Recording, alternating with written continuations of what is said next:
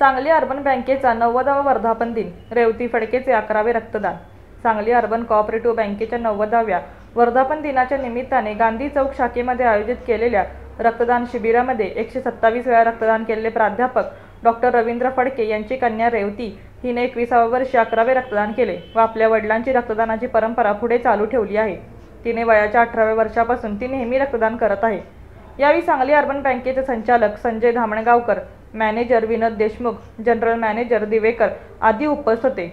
Rotary club of मिरजच्या वतीने रक्तदात्यांना सुवर्ण महोत्सवी रोटरी क्लब ऑफ मिरजच्या वतीने स्मृती चिन्ह रोटेरियन धनराज सावंत यांच्या हस्ते व सचिव डॉक्टर रियाज मुजावर यांच्या मार्गदर्शनाखाली देण्यात आले।